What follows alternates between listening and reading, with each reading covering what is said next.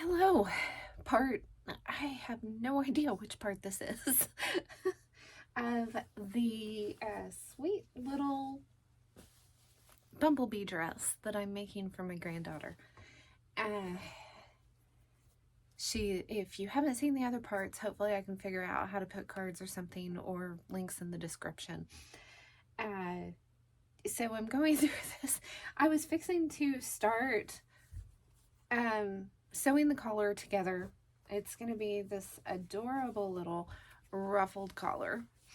Okay, and I realized that I had not finished the edges of the ruffles.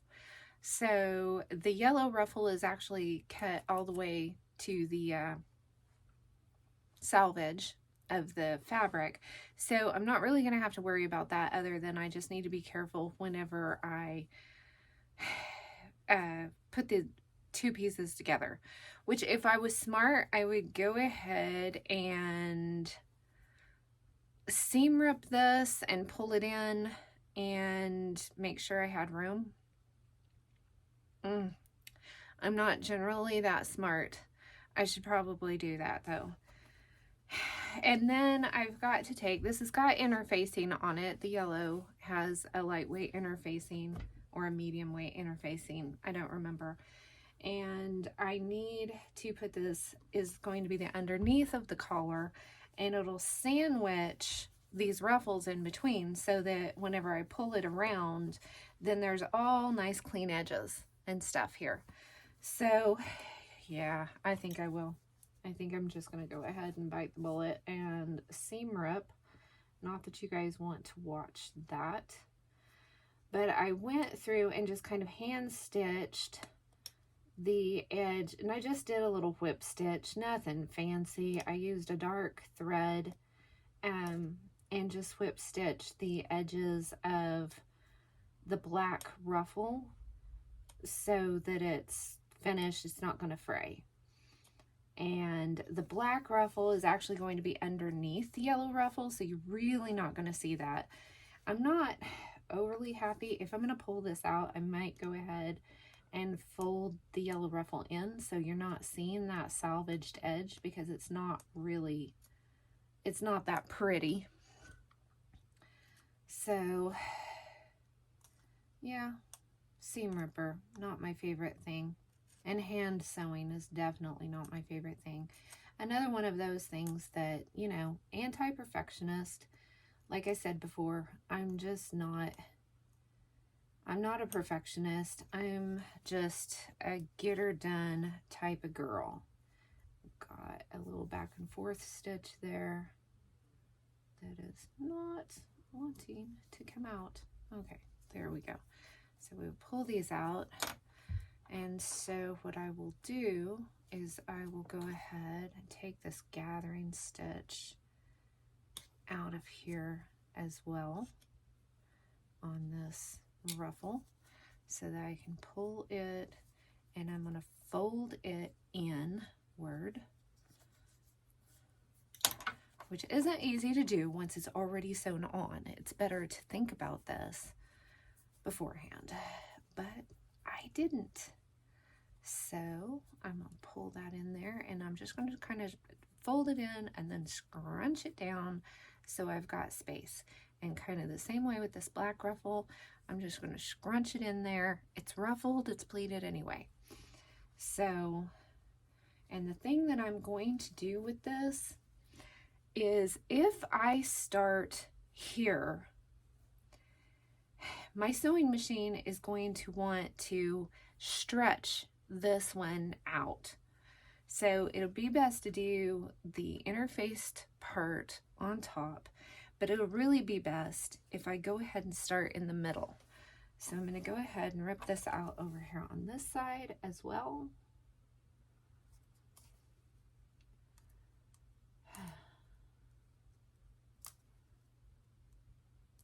So if I'm going to start doing these regularly, I really need to learn how to edit, don't I? So one of the children is learning how to edit. He's doing a a game channel with his Minecraft games that he plays with some friends and family, and he's just doing some little bits on there. It's kind of actually cool. They've got little experiments and things that they do, and he's learning how to do some editing in the process, and sometimes the glasses are not helpful. And so I'm hoping that he will be able to help with the editing, because there are some things that I am just not really interested in learning. I'm sure I could. It's never too old to learn. Never too old, or never too small, never too old, to be learning new things and implementing new things. But sometimes the desire is not there. I'm sure you can relate. So learning how to sew, and learning how to sew better than what I do. I've always been a pretty lazy sewer, and very impatient. And so I've always done things as quickly as possible, which ends up being kind of lazy and haphazard, and I don't like reading instructions and all that kind of stuff. Sometimes it's a good idea to.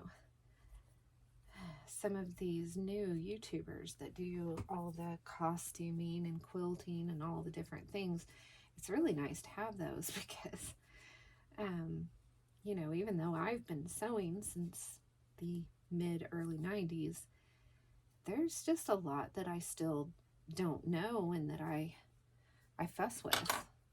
And so it's nice to have those to go back to and look at.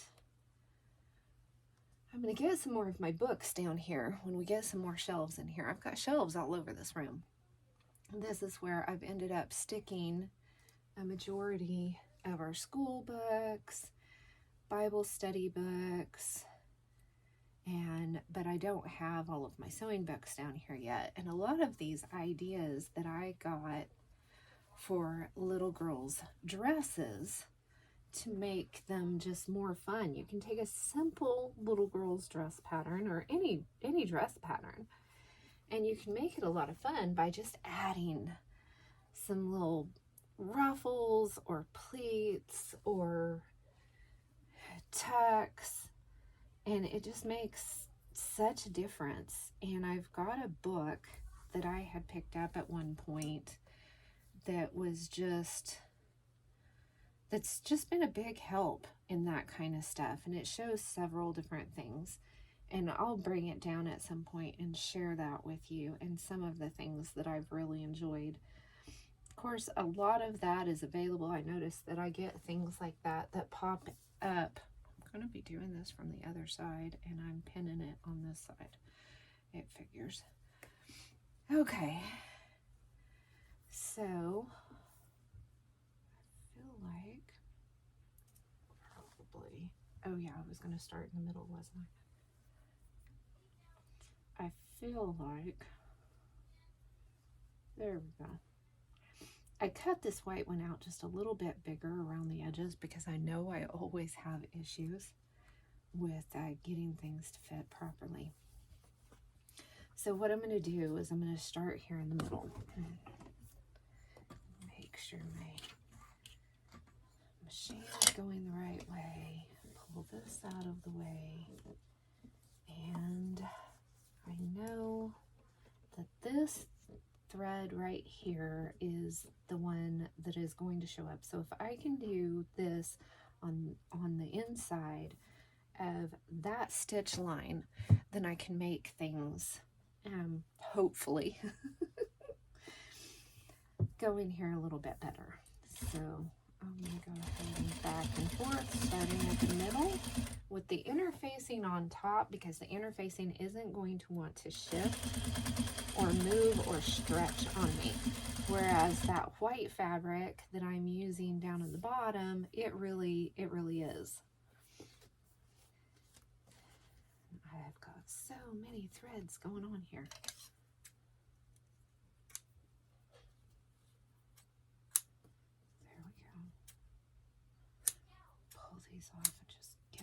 of the way.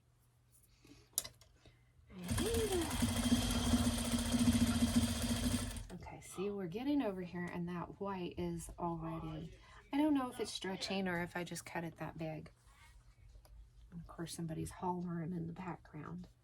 They're fixing up some fences and stuff today, doing some things. So it gets busy around the farm. Okay, I want to pull that I can kind of feel where those ruffles are. So that's kind of where I want to stop my needle. And then whenever I do this, I'm going to go ahead and move those ruffles over even just a little bit more. And try to keep that pretty straight with where it's at. And then I'm going to go ahead and get a little back and forth here just to reinforce this corner. And this is where if you don't have an industrial sewing machine, you're going through a lot of layers here of fabric. You're going to want to go pretty slow and take it pretty easy. And then I'm going to go back and forth here too and reinforce that. So got that one. Yay!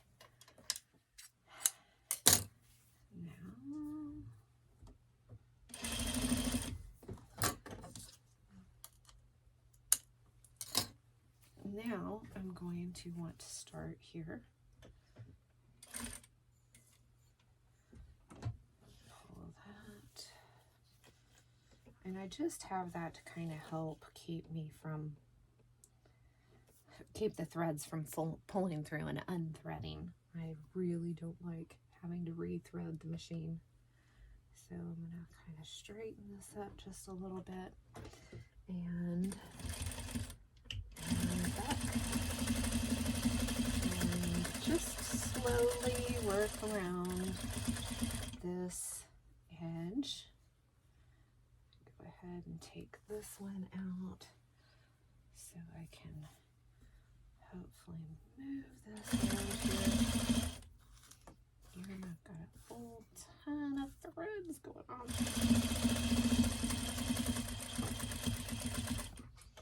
And then I'm going to push these ruffles over here out of the way.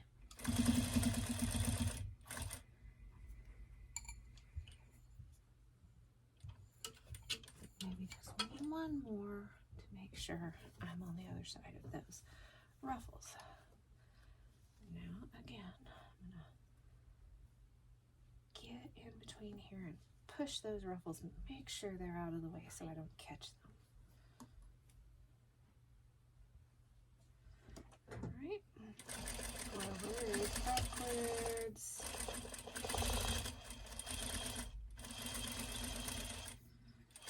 Backwards, and then get my little scrappy tool in there.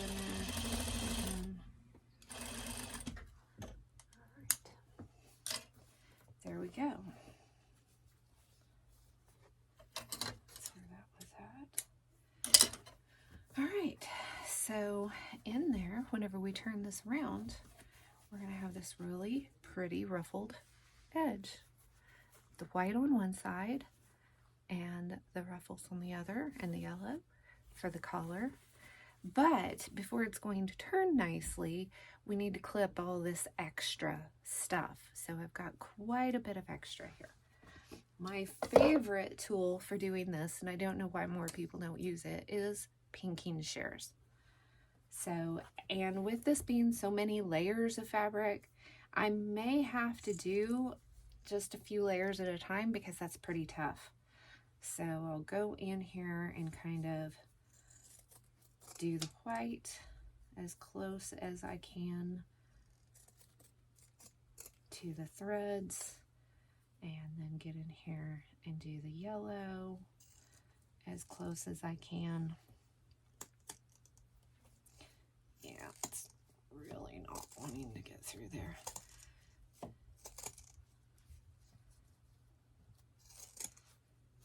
There, we're going through.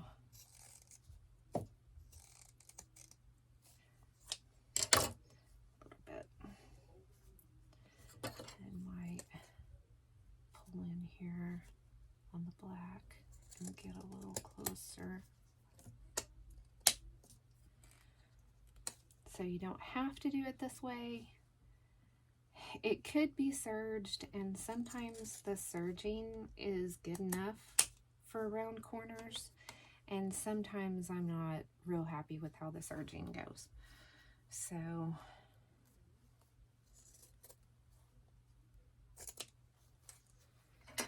just clip all the way around these. It's not always easy. And all the other sewers, because they're editing and stuff, they're going to show you like a quick,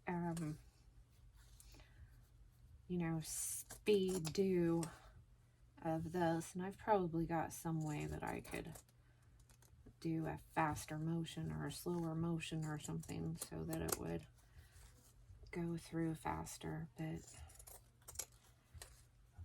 hopefully, sometimes I feel like I'm missing whenever they do that too. So we'll just hang in there and do that. And then I've got this dreadful mess, of course. I love this little tote thingy. And this is all cottony fabrics and threads. So I can use that for stuffing pillows and stuff. I think I got this in a sew sampler box from Fat Quarter Shop. I would like to subscribe to that again. It's hard for us to do subscriptions. Anybody who works or lives on the farm, yeah, that didn't go very well, did it? Can kind of probably understand how that seasonal income is really hard to do subscriptions sometimes. And I had started a sew sampler box, and I thought a lot of the stuff that I was getting was very modern compared to what I usually use. They just weren't really my particular color combination. And I've got several old books of quilt blocks that were my grandmother's, and so I just kind of felt like I didn't, you know, it wasn't a priority at the moment. But some of the notions that they sent in those boxes, I really miss getting notions. They're like, it's things that you don't realize you need, and maybe we don't need, but they make things so handy. It's like this, I'm pretty sure this little clover seam ripper came in there, and it's been the nicest seam ripper that I've ever had. Another thing that came in was this needle threader. I think that, I don't know if you can tell, it's got needle threader on both sides, both ends. And it's easy for me to find and see. I did get this at Hobby Lobby recently, and I just think it's the cutest thing. It's got a little needle threader on it. And then I got this little needle minder with little bees, because since she's having a bee birthday, and Hobby Lobby just happened to have a ton of bee things, and this is magnetic, so your pins will stick in there. They won't fall out whenever you open it. So I think that's neat. I just like getting little things like that occasionally. I know I walked in the house after we went. We don't go very often. We don't have a Hobby Lobby near us, so we have to travel quite a ways to go to one. And there's no Joann's or Hancock's or anything like that around here. So whenever I walked in with basically birthday decorations and things. And my husband was like, well, what's all that stuff? And I'm like, well, I didn't buy any fabric. He's like, why didn't you buy any fabric? He's perfectly happy for me to buy fabric. But then he gets a little grumbly about some of the other things that I buy. So, but I think it's that he knows that I use the fabric, and he likes seeing the things that I make. Okay, now let's see how that goes. We may have to do some more clipping if this doesn't turn nicely. So let's see how these edges turn. That looks pretty good. these little corners are going to be the big, but they look like they're coming out pretty good. And I just kind of pull that through, and there is the little collar that's going to go around her little neck. So I'll have to iron that. And yeah, I think in the underside will just be black and white, and the top side will be these yellows with just a little bit of black showing over the yellow dress. So turn this on. Now the dress itself, I've got the front and the back sewn together, which I showed that. I went ahead and stay stitched around the neck so that it wouldn't stretch out as I'm trying to do all of this. Now, this little collar has an opening in the front because the pattern that I got it off of had buttons down the front, but that's okay because I feel like I can put like some little buttons and make it a mock opening there. So I can either do some cute little buttons or I can do a little bow tie or something there for that. I think while I'm thinking about it, I'm going to go ahead and stay stitch the armholes too, just to make sure that they don't stretch out while I'm working with this.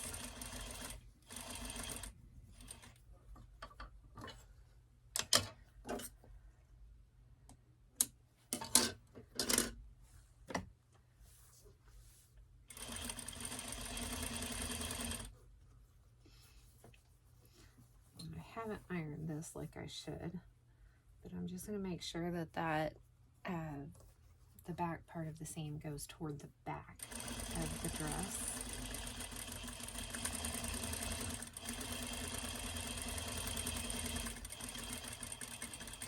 Make sure not to stretch it as I'm going around.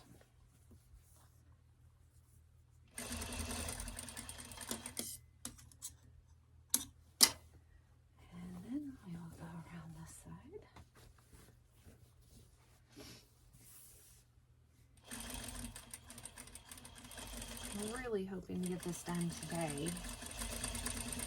Her birthday is next Saturday, and so today is Sunday, and I've got a ton of stuff that I need to do between now and then, and I know she wants the dress before the day.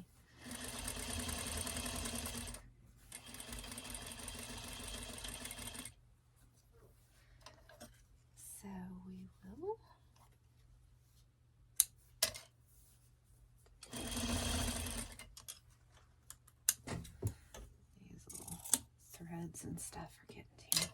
Go ahead and cut that off and put that in there. Okay, so we got that stay stitched, so that'll hold. And of course, I realized whenever I ruffled the little sleeve ruffles to go over the sleeves, I also didn't finish those edges as well. I don't have to worry about the edges of them because it's going to tuck into the sleeve and it's going to look like the ruffles kind of blooming out of it. But I do have to have a little hem here. So I'm just going to fold it over one time, fold it over another time, and get it in here.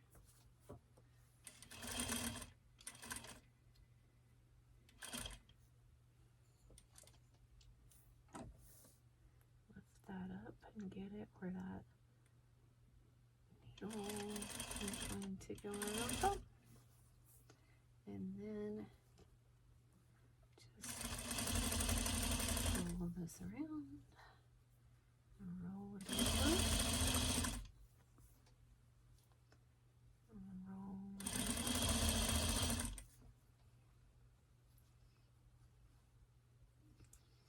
Roll it over.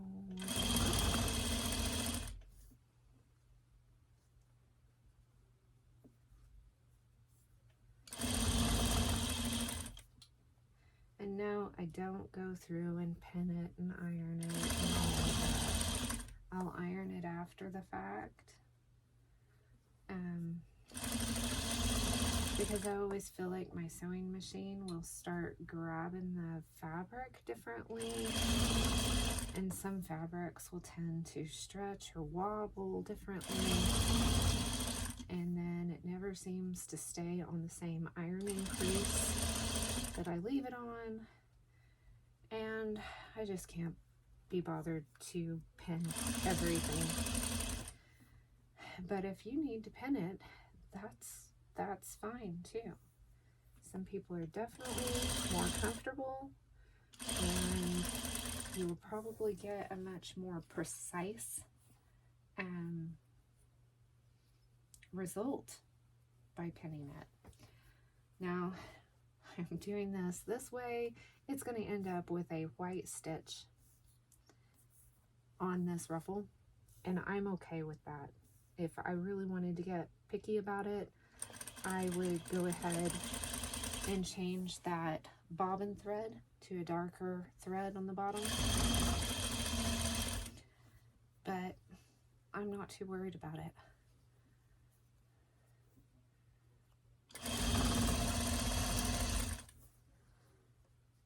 Just not a perfectionist at all. The girls have been watching Bob Ross here lately. Well, I've been watching too. Been doing some painting. I've got a little wall decoration that I need to paint before her birthday that I'm going to give to her to put on her wall. It's a flat wooden piece cut out like the shape of a unicorn. And so I'm going to use a Bob Ross type technique, hopefully, if it turns out right, and do kind of an ombre white to pink with a landscape on it. Hopefully it'll be something that she can grow into and that she will like as she gets older. It'll be in the cute pink colors, it'll have the unicorn on it, and then hopefully be something that will grow with her. So let's see how that looks, just for kicks. And because this is a mottled kind of a fabric, you're not going to be able to see very well. I can get that up closer once I pull it off, just so you can see. If I take this to the county fair, they'd probably want to dock me for that. So if you're wanting to take something for some kind of a competition like that, or you've got a 4-H'er, or you are a 4-H'er and you're watching this, it's best to go ahead and take the time to put the darker threads in. And I probably would just do a darker thread on the underside in the bobbin, because that's what we're seeing is the bobbin thread there. My top thread is actually a gray, so it's not showing up as much as the white on the bobbin thread. And you know, you would want to change both, so you would want to be plan a little better ahead than what I have and do all of the darker hems and such with a darker thread on both the machine and the bobbin, and then do the lighter, and probably, you know, coming up with a yellow for the yellow instead of white. Now the gingham, it's not going to matter as much. A white is fine. But since I'm doing yellow ruffles, doing a yellow thread would have made sense. I am getting to the point, I probably have some yellow polyester thread, but I'm just getting to the point that I'm not using that. And so I'm using cotton thread, and because I do quilting as well, and I just think the cotton thread with cotton fabric is just better. So that's just my thought process with this situation.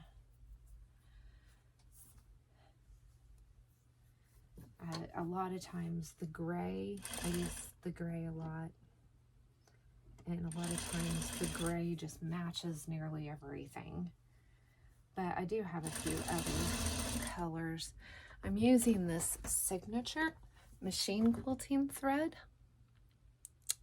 I really, really like it. It doesn't break very often. So I've got a red, a navy. This is kind of a linen color. And then my gray. And I'm having really good luck with it. And it's cheaper in the long run. There's a lot of good cotton threads out there, but they usually come in smaller spools. So if you figure it by the yard that you're paying, this is a lot cheaper and it's working very, very well. Now I had got some cotton threads in a little kit from Amazon. I got some grays and some browns and I thought that would be really neat, but the thread does break a lot. It would probably be fine for hand stitching or just simple things. I'll probably still end up using it eventually, but I was finding myself very frustrated having to rethread this machine regularly with it. Since I've been using the Signature thread, I hardly ever have to rethread this machine. It hardly ever breaks on me. I mean, you just saw me going through all these layers of fabric with this collar. I mean, that's 1, 2 layers, and then each of these is 2, so that's 4, 6 layers of fabric that I was going through with this machine and that thread, and I wasn't having any problems. So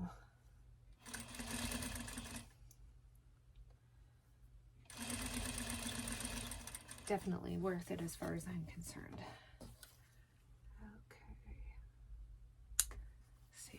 Oh, we're at 32. So I'm going to iron these and start back here in a little bit. This was a little bit more laid back one. I haven't got a whole lot done, but it just takes time sometimes.